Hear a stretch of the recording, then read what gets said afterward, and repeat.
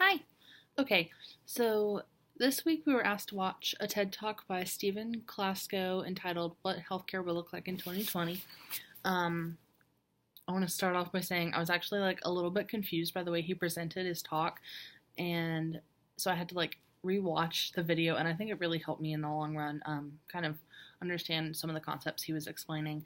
Um, but I really appreciated like his comic relief throughout the video. But anyway, one of the things that stuck out to me that he was explaining um, was when he was going into details about like how we choose our doctors or like how we chose them in 2014.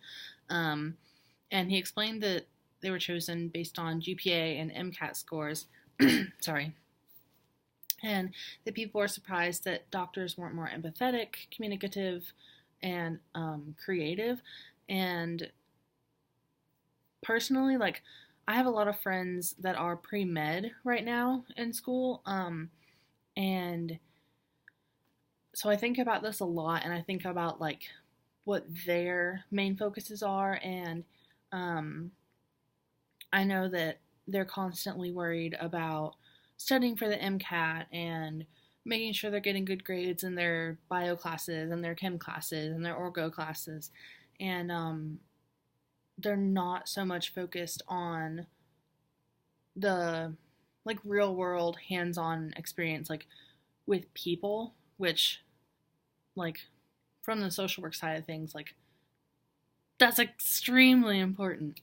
And so Stephen was kind of in his TED talk was explaining like that in 2020 or 2024 we've come so far, and we choose doctors now on their emotional intelligence and things like that, but it's not the case. Like, we're in 2018 right now, but it's still the same as it was 4 years ago. Like, people are still worried about the MCATs and worried about their GPA and things like that.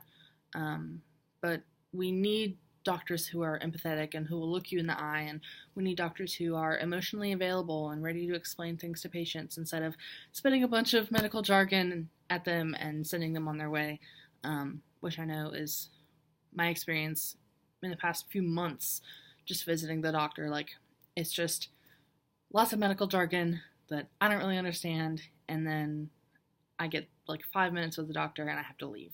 Like, they just send me out. And I hate that. Like, I do not like that at all. But anyway, I think that different fields in the healthcare system are moving towards selecting individuals based on emotional intelligence, though.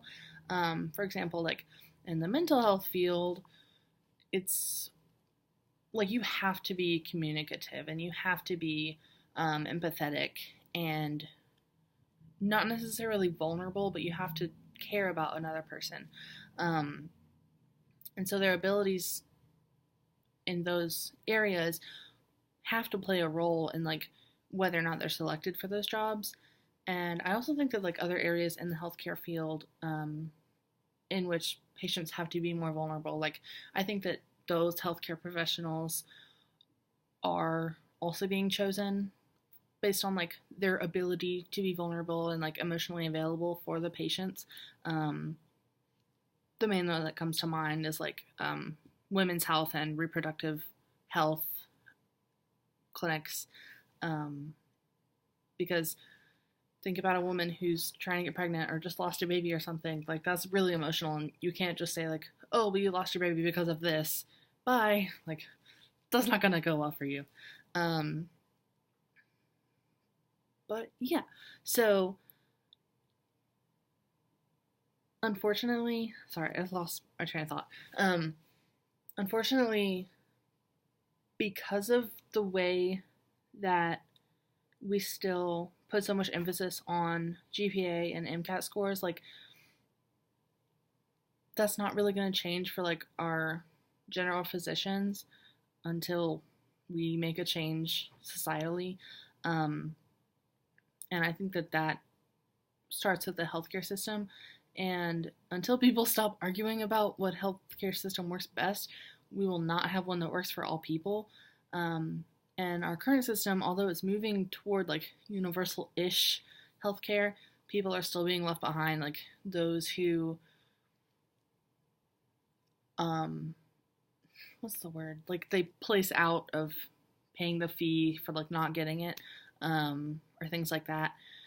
And those people are being left behind. And the fact that the current administration is openly like against it and expecting it to collapse on itself does not help us move forward at all.